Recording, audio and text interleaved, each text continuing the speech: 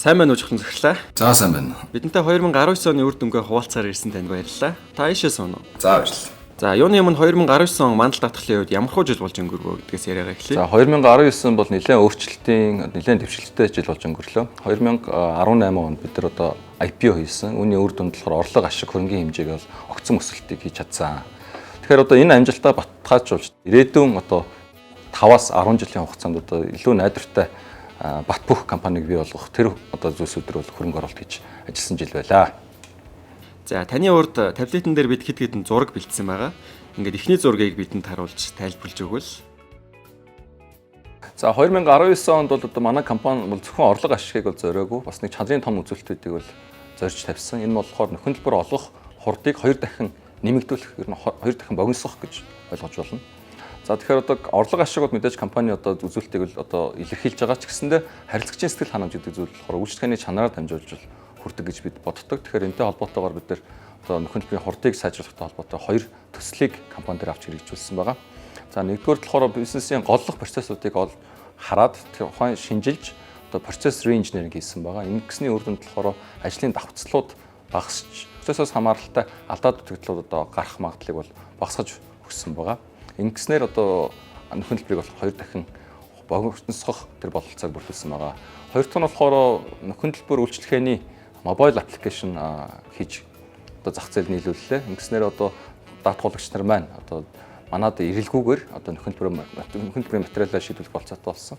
Аппликейшн гэдэг бол зөвхөн одоо нэг аппликейшн байгааг үнэтэй холбоотойгоор л одоо IT-ийн болон одоо процессуудын өөрчлөлтүүдтэй шийдвэр гаргалтуудын одоо дараал гэдэг зэрэг зүйлсүүдийг болохоор бүгдийн системийн түвшинд харж өөрчилснөөрөө энэ хурдыг одоо 2 дахин богиносгож чадсан. За үнэхээр гайхалтай мэдээ байна. Хоёр дахь зургийг бидэнтэй хуваалцвал. За Insurance Asia Awards гэдэг энэ шагналгарт бол ёслол энэ жил болсон байгаа. Азийн 18 улсын 54 компани ишиг оролцож санхүүгийн чадвах одоо өсөлтийн хэмжээ одоо амжилттай хэрэгжүүлсэн бүтээгдэхүүн үйлчлэгээ төслүүдээр одоо өрсөлдөж одоо шилдвүүдэд тодруулсан байгаа. За Монгол улсаас бол энэ шагналд бол урд нь бол орж байгаагүй. Тэгэхээр мандал даатгал компаниуд Монгол улсдаа төлөөлж одоо энэ арга хэмжээнд дотоодын шилдэг даатгалын компаниар сонгогдож шагнал авсандаа бол баяртай байна.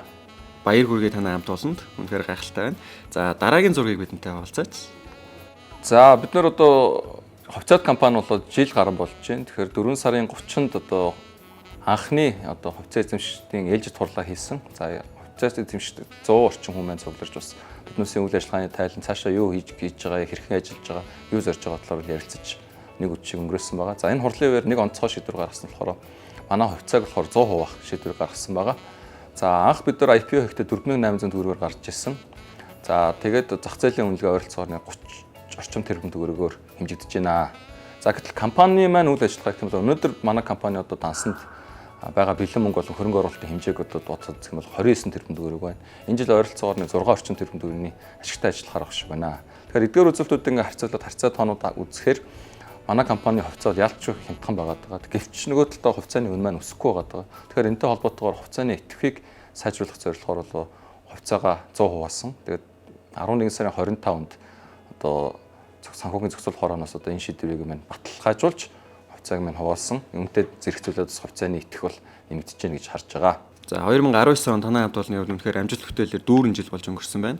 2020 онд тэгвэл юу төлөвлөж байна? Ер нь манай компани алсын хараа зорилго бол ер нь Азийн давцанд гарч өршөлдөх одоо даатгал санхүүгийн группийг Монгол брендийг бий болгох зорилготой байгаа.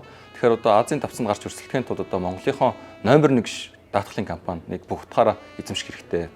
Тэгэхээр одоо энэ жилийн албан мэдээгээр хагас жилээр бид нар нийт хөрөнгөөр 1-р байранд хураамжийн орлогоор 2-р байранд орсон байна. Тэгэхээр одоо 11 онд үүсгэн байгуулагдсан дөнгөж 8 жилийн дотор одоо ингээд зарим нэг үзүүлэлтээр 1-2 дугаар байранд орж байгаа нь сайн хэдий ч одоо энийгээ бас амжилттай баталгаажуулаад те зарим үйлрэл одоо 2, зарим үйлрэл 1, заримдаа бүр 3-т ордог биш те. Бүх санхүүгийн үзүүлэлтээр бүх үйлрэл нэгт орох тэр зорилгыг манай хамт олон тавиад ажиллаж байна. За эх хонд танай хамт олонд амжилт бүтээлээр дүүрэн байх болтгоо гэж өрөө. Ингээд яриагаа дуусгахаас өмнө харилцагч, хувьцаа эзэмшигч болон ажилтнуудаа зориулж мэдлэгээ хүргээч гэж танаас хүсэж байна. Танд зориулаад ориглон дарс бэлдсэн байна. За бидэнд итгэл хүлээлгэж энэ амжилтын эзэн болох боломжийг олгосон эрхэм мөндөд харилцагчид, хувьцаа эзэмшигчид, найдварт арга тал болдог нийт ажилчдаа талархал илэрхийлж, ирж буй 2020 онд ажил үйлс нь өндөр байж, амжилт бүтээлээр дүүрэн байхын үлзийтэй өрөөлийг өргөн барья. Та бүхэнд ирж буй шинэ жилийн мэнд хүргэе.